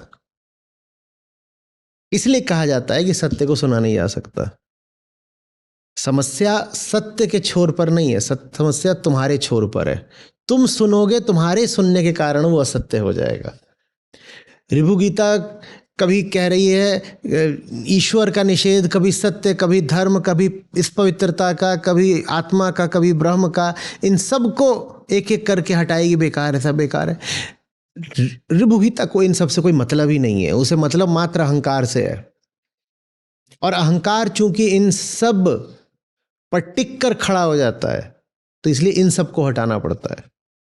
ऋभु गीता कोई धर्म विरुद्ध थोड़ी ही है, जो कह रही ना कि धर्म मिथ्या है। अब धर्म से क्या शिकायत हो गई ऋभु को? लेकिन वो अहंकार का धर्म है, इसलिए कहना पड़ता है कि हटाओ, ये धर्म मिथ्या है।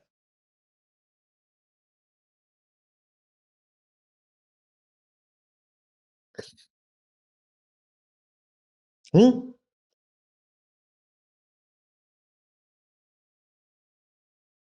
साहब बोलते जे जे जानत ते कहत नहीं, कहत ते जानत नहीं। तो कह तो आप भी रहे हैं ये बात, और कह रहे हैं कहत ते जानत नहीं। आप ही कह रहे हैं, और ये भी कह रहे हैं कि जो कहते हैं वो जानते नहीं। तो क्या आप भी नहीं जानते? नहीं, वो जानते हैं, लेकिन मजबूरी है, भाषा में कहना पड़ता है।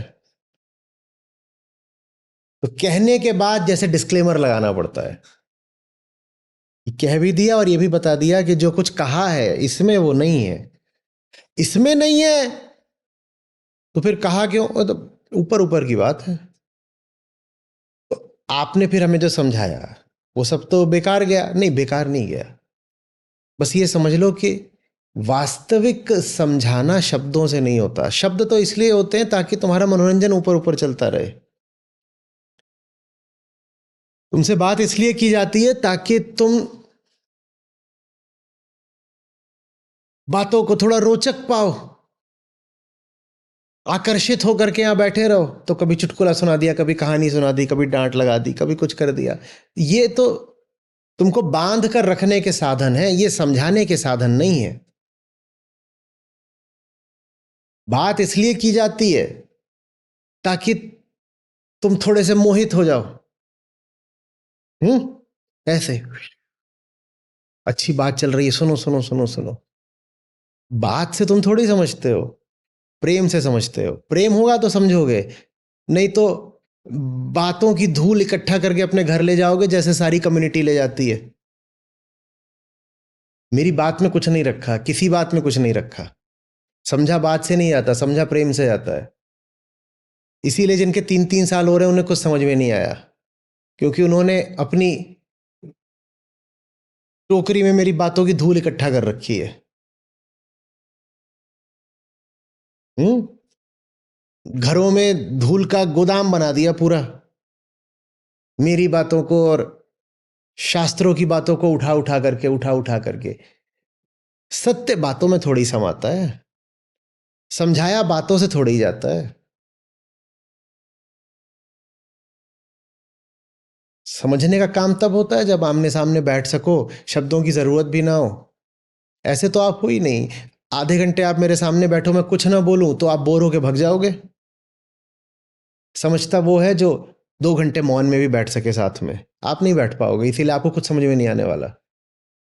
समझता वो है जो सुन भले ही कान से रहा हो, पर समझ हृदय से रहा है, वो समझ पाता है।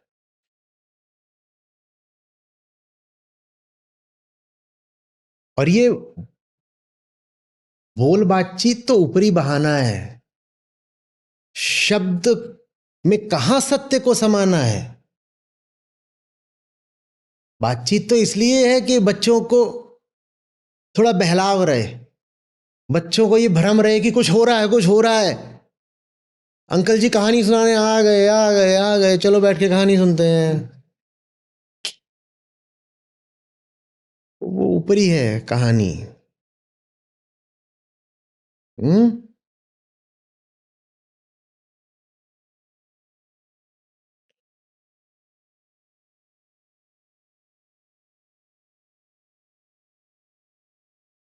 दो तरह के लोग हैं, एक जिनका गुरु के वचनों से रिश्ता होता है, और दूसरा जिनका गुरु के मर्म से रिश्ता होता है। जिनका वचनों से रिश्ता होता है वो ग्राहक होते हैं। वो आए होते हैं कि वचन लपेट लो, नोट्स बना लो, टोकरी भर लो। उनके देखे उनके नोट्स उनकी संपदा होते हैं। कहते हैं देखा लूट के ले आए, वो बोल रहे थे, हमने सब पूरा लपेट लिया, लिख लिया अच्छे से, घर ले आए अपने। पैसा खराब नहीं गया, वैल्यू फॉर मनी। इन्हें कुछ नहीं मिलता।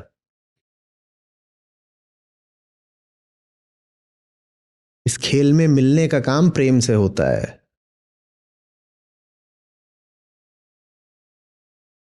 हम्म।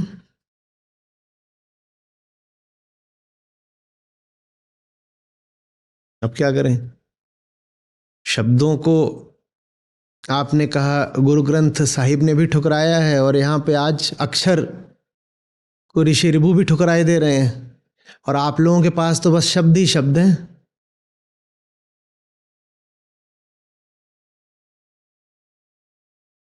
Words are all I have to take your heart away.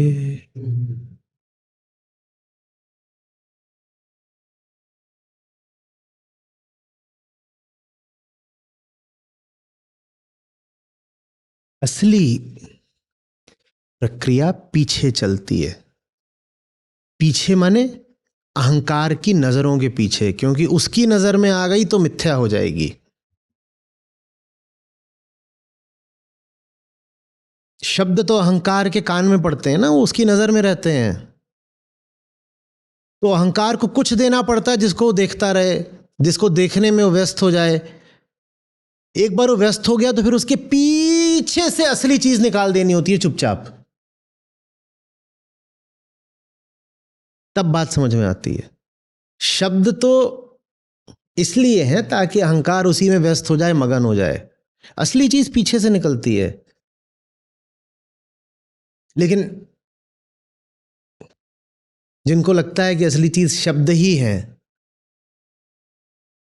वो शब्दों का कबाड़ भर लेंगे और क्या होगा, ले जाओ।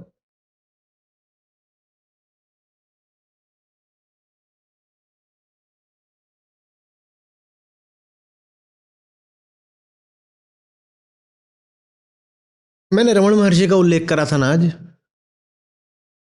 कि ऋभु गीता, वो एक बड़ी विचित्र बात कहते थे जो कि अंधविश्वास जैसी लगेगी। वो कहते थे कि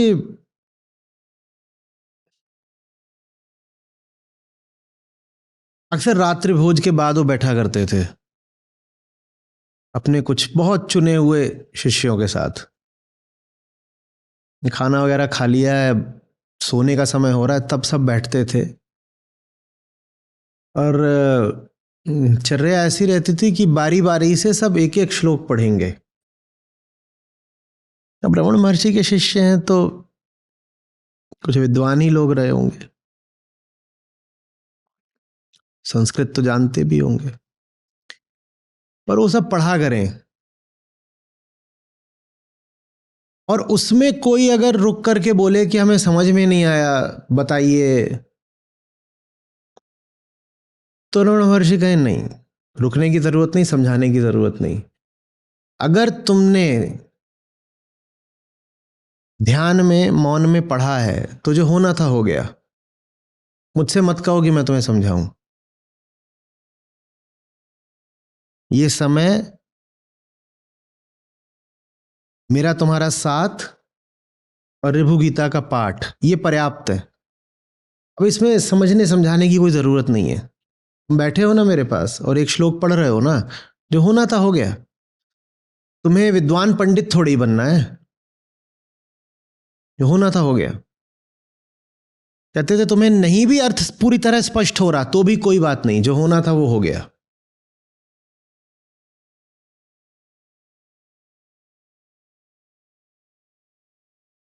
इंटेलेक्चुअल लोगों को ये बात ही नहीं समझ में आएगी, वो कहेंगे हैं, अरे अभी तो इंटेलेक्चुअल क्लैरिटी नहीं आई तो कैसे समझ में आएगा। बेटा तुमसे ना हो पाएगा।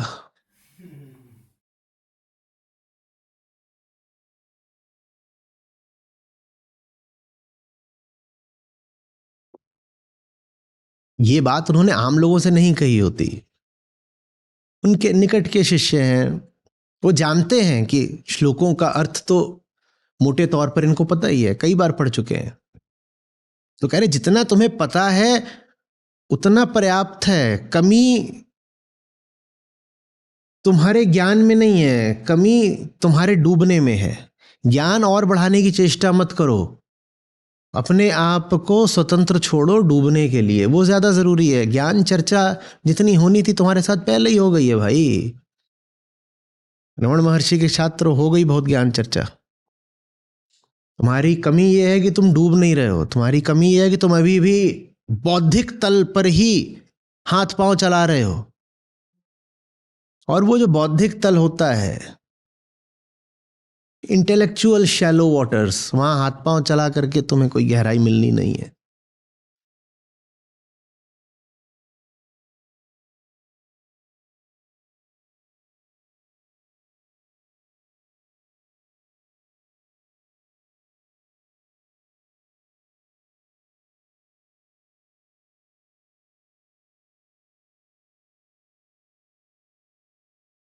आगे बढ़िए। एक फॉलोअप है सर, पूछ सकता हूँ? हम्म। तो जैसे इस सेशन में ही आपने एक बात की थी कि हमारे लिए कोई भी बात है हमारे लिए तो वो नकली है हमारी, क्योंकि हम अहंकार हैं। और एक ही सूत्र है हमारे लिए कि जो कुछ मुझे प्रतीत हो रहा है, बल, भले ही मेरे दुख ही क्यों ना है, मेरी सफरिंग क्यों ना है, वो फिर नकली है, भ्रम है। तो ये बात सुनने के बाद भी वो सफरिंग सस्टेन क्यों करती है? समझने के बाद भी सस्टेन क्यों कर सफरिंग? वो रोलर कोस्टर क्यों चल रहा है? मेंटल क्लटर तुमने क्यों तुमने है? सुन ली कोई बात, तुम्हें उस पर विश्वास कैसे आएगा? तुम्हें कोई बात बता दी गई है, वो बात तुम पर कारगर हो, कामयाब हो, इसके लिए जरूरी है ना कि पहले उस बात पर तुम्हें पूरा विश्वास आए, है ना? तो उस बात पर कैसे विश्वास आएगा? कौन सी बात आप लेना चाहते हो? कि सफरिंग नकली है, ठीक है। सफरिंग नकली है, आप कह रहे हो सफरिंग नकली है, ये बात हमने सुन ली। इसके बाद भी सफरिंग बची क्यों हुई है? तुमने सुन तो ली, पर तुम कैसे मानोगे कि सफरिंग नकली है? कैसे विश्वास कर लोगे, बताओ? एक्सपेरिमेंट करके। क्या अनुभव करोगे? तुम्हें तो सफरिंग का अनुभव हो रहा है, उसमें नकली क्या अनुभव करोगे? तो सफरिंग का अनुभव हो ही रहा है।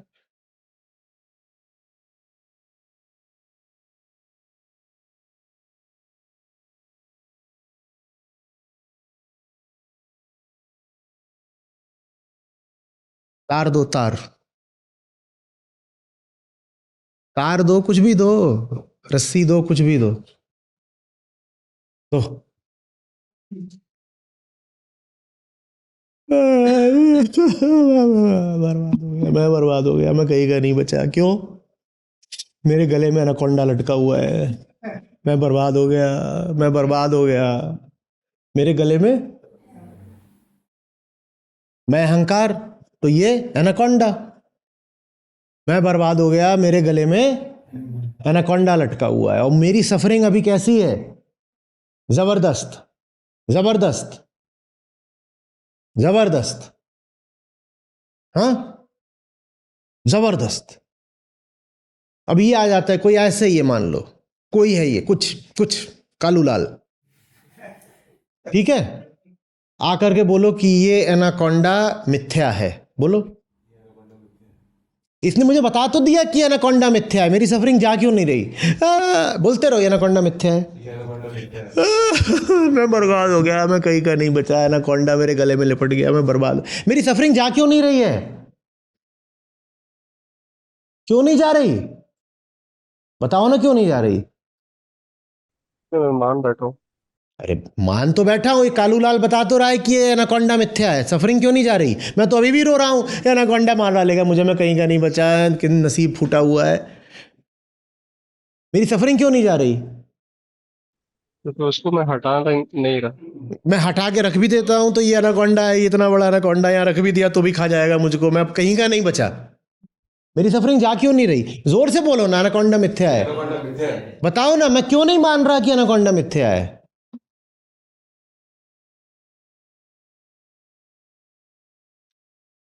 क्योंकि ये एनाकोंडा खुद तो बोल नहीं रहा कि ये मिथ्या है। ये एनाकोंडा खुद तो बोल नहीं रहा ये मिथ्या है। ये मिथ्या है कौन बोल रहा है? ये मिथ्या है कौन बोल रहा है? कालू लाल। मैं ये मानूं कि एनाकोंडा मिथ्या है, मैं यकीन करूं कि एनाकोंडा मिथ्या है, इसके लिए पहले मुझे कालू लाल पे तो यकीन होना चाहिए। क्योंकि एनाकोंडा ने अपने मिथ्या होने की घोषणा नहीं करी है, इसके मिथ्या होने की घोषणा कालू लाल ने करी है। और कालू लाल को मैं दो कौड़ी का नहीं मानता, तो उसके वक्तव्य का मैं इतना सम्मान कैसे करूं कि उसने कहा कि एनाकोंडा मिथ्या है तो मैं मान लूं? मैंने तुमसे भले ही कह दिया कि तुम्हारी सफरिंग मिथ्या है, तुम मुझ पर कितना यकीन करते हो कि मेरी बात पर यकीन कर लोगे? मैं ही तो तुम्हें बता रहा हूं ना, तुम्हारी सफरिंग मिथ्या है, तुम मुझ पर ही कितना यकीन करते हो कि मेरी बात पर यकीन कर लोगे? तो जब तुम्हें मेरी बात पर यकीन नहीं, और मेरी ही बात कह रही कि सफरिंग मिथ्या है, तो फिर सफरिंग मिथ्या है भी नहीं। अब दूसरी तरफ, अब ये मौसी मेरी बैठी है दूर की, और मौसी से बचपन से मेरा बड़ा विश्वास है, बड़ा प्रेम है। मौसी, अब आप बताइए क्या है? अरे मौसी, आपसे मेरा प्रेम है, बताइए ये एनाकोंडा मिथ्या है ना? मैं चिल्ला रहा हूं, एनाकोंडा ने मार डाला, दम घुटा जा रहा है, मार रहा है एनाकोंडा, मार रहा है, मारी दे रहा है, मारी दे रहा है, एनाकोंडा मारी दे रहा है। अब मौसी ने कहा एनाकोंडा मिथ्या है। अच्छा मिथ्या है? हाँ सचमुच, ये तो बस एक तार है, मैं इसको मिथ्या समझ रहा था। अब मैं प्रयोग भी कर लूंगा, परीक्षण भी कर लूंगा, दर्शन भी कर लूंगा, और मुझे दिखाई भी दे जाएगा कि ये मिथ्या है, और अब मैं इसको रख दूंगा। उसको मिथ्या जानने के लिए भी पहले कोई चाहिए जिसके वचनों में यकीन हो। एनाकोंडा मिथ्या है, इस बात में यकीन तो तुम्हें तब आएगा ना जब पहले तुम्हें मुझ में यकीन आएगा। जब तुम्हें मुझ में ही यकीन नहीं, तो मैंने तुम्हें अगर ये बता भी दिया कि तुम मुक्त हो, कि सच्चिदानंद हो, कि आनंद के अधिकारी हो, तो तुम्हें इस बात में भी यकीन नहीं आता, इसीलिए तुम्हें कोई आनंद मिलता भी नहीं है। जानना अंततः तुम्हें स्वयं ही है कि यह मिथ्या है, पर जानने के लिए भी भयमुक्त होना पड़ता है। भय तभी हटता है जब पहले किसी पर तो तुमको विश्वास हो। इसीलिए साधन चतुष्टय में श्रद्धा की जो परिभाषा दी आचार्य शंकर ने, मनोवैज्ञानिक थी। श्रद्धा की उन्होंने वो परिभाषा दी है जिससे मैं सहमत भी नहीं हूं, पर आचार्य शंकर की जो परिभाषा है वो उपयोगी ज्यादा है। मैं आपसे कहता हूं श्रद्धा माने निष्काम कर्म, यही कहता हूं ना। आचार्य शंकर ने यह परिभाषा नहीं दी है, वो कह रहे हैं गुरु के वचनों पर विश्वास करना ही श्रद्धा है। वो परिभाषा बहुत अच्छी नहीं है पर बहुत उपयोगी है। वो कहते हैं गुरु और ग्रंथ, ग्रंथ से उनका आशय उपनिषद है, गुरु और ग्रंथ के वचनों पर विश्वास करना ही श्रद्धा है। अगर सिर्फ स्तर देखा जाए परिभाषा का, तो इससे बेहतर परिभाषा है कि श्रद्धा माने निष्काम कर्म, लेकिन ज्यादा उपयोगी परिभाषा आचार्य शंकर की है, क्योंकि बिना उस विश्वास के तो जिज्ञासा भी नहीं कर पाओगे। जो इतने डर में है कि कहां पर आया कि एनाकोंडा एनाकोंडा, वो जिज्ञासा परीक्षण कैसे करेगा? परीक्षण भी उसी चीज का कर सकते हो जिसको निष्पक्ष होकर के, निडर होकर के ऐसे देख सको, तभी तो परीक्षण करोगे। निडर होने के लिए भी विश्वास चाहिए किसी के वचनों पर। तुम्हें किसके वचनों पर विश्वास है?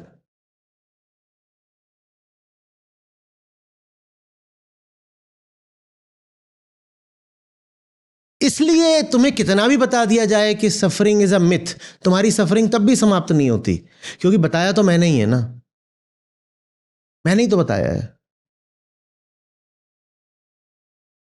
मेरे बताने पर विश्वास कैसे कर लोगे? और अपना देखना तुम कर नहीं सकते जब तक तुम सफर कर रहे हो, तो तुम तो फंस गए। खुद ये कभी देख नहीं पाओगे कि एनाकोंडा नहीं है, क्योंकि तुम्हारे देखे तो तुम एनाकोंडा की गिरफ्त में हो, मरने वाले हो। इतने डर में सीइंग, देखना संभव नहीं हो पाता, खुद देख नहीं सकते। दूसरा जो बता रहा है उस पर तुम्हें विश्वास नहीं है, तो कुल मिलाकर के तुम्हारी सफरिंग चलती ही रहेगी।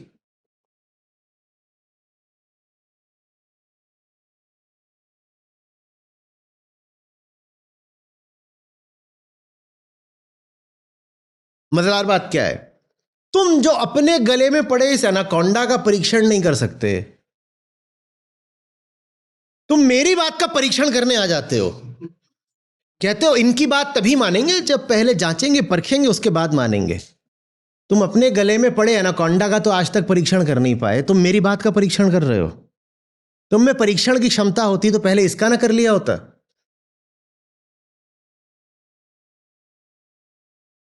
तुम आज तक दुनिया में कहीं बाहर निकल करके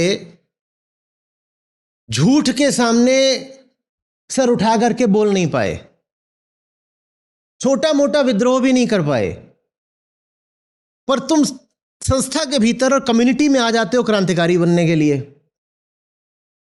अगर मैंने तुम्हें सिखाया कि बगावत करो, तो तुम संस्था के अंदर ही बगावत करनी शुरू कर देते हो, क्योंकि बाहर करने में तुम्हारी टांगें कांपती हैं। संस्था के बाहर जाकर के ये दुनिया में जितने बाहुबली हैं, इनके सामने कुछ बोलने में तुम्हारी टांगें कांपती हैं, तो तुम क्या करते हो? संस्था के अंदर के ही लोगों को उल्टा पुल्टा बोलना शुरू कर देते हो।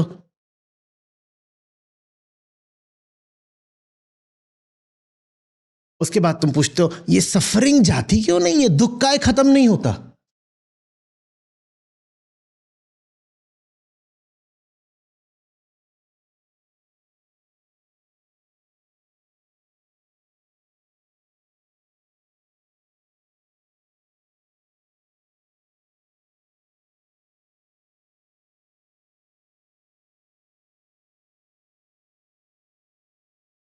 अब क्या करें?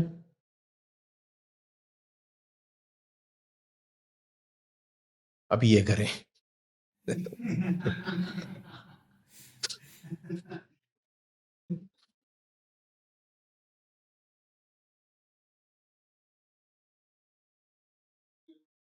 मेरे काउंसलर ने यही बोला सर मुझे कि तुम्हारे अंदर सुसाइडल टेंडेंसी है। अहंकार को मार लेते, अभी भी विषय को मारने चले हो। शरीर, आज ऋषि ऋभु क्या बता रहे हैं? देह तो अहंकार का विषय मात्र है, विषय को क्यों मार रहे हो? विष तो अहंकार है, विष को मारो। अहंकार खुद को नहीं मारेगा, देह को मारने निकल पड़ता है। आत्महत्या कर लूंगा। आत्महत्या से भला आत्मज्ञान।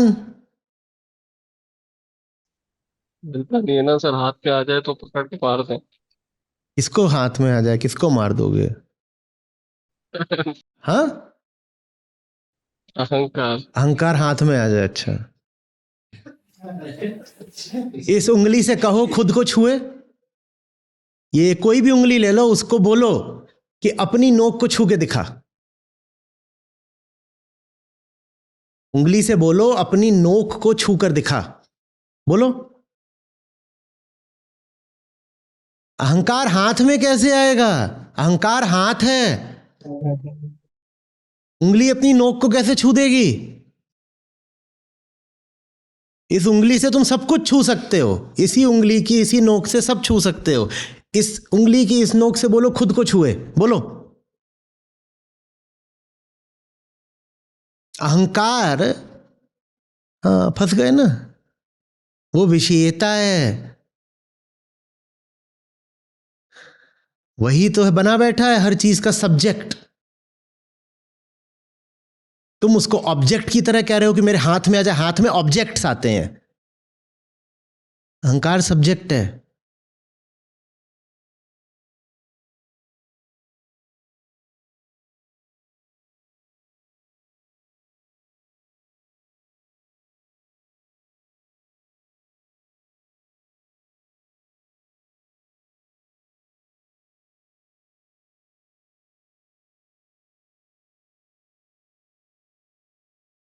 आगे बढ़िए।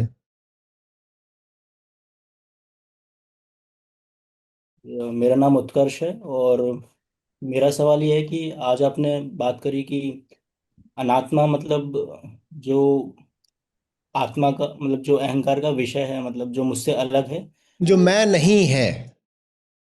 जो मैं नहीं है। हम्म तो हम्म। उस जो मैं ये भी था कि आत्म भाव भी अनात्मा है, यानी कि अहंकार भी अनात्मा है।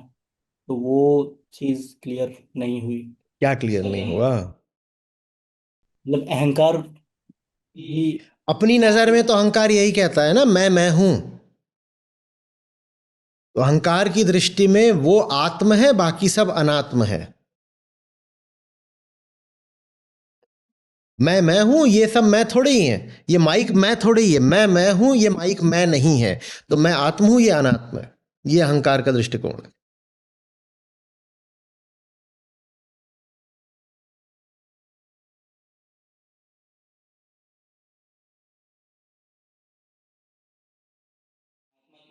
कहा जा रहा है। क्योंकि अहंकार स्वयं को आत्म बोल रहा है, जबकि वो मिथ्या है।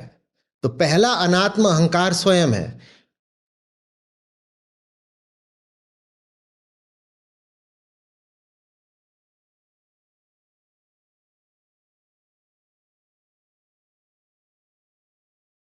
तो इसी वजह हाँ, से अहंकार अपना कॉन्सेप्ट आप है। वो खुद ही अपनी पीठ ठोकता रहता है, कहता रहता है मैं हूं।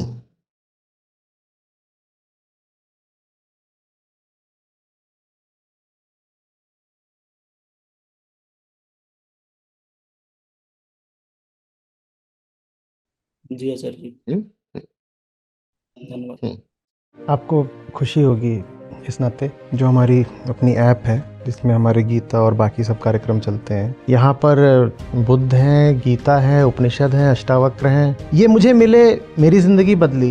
ये तुम्हें मिलेंगे, तुम्हारी ज़िंदगी भी बदलेगी। सच पूछिए तो मतलब लाखों नहीं तो कम से कम हज़ारों ज़िंदगियाँ तो हैं जो बिल्कुल बदली हैं।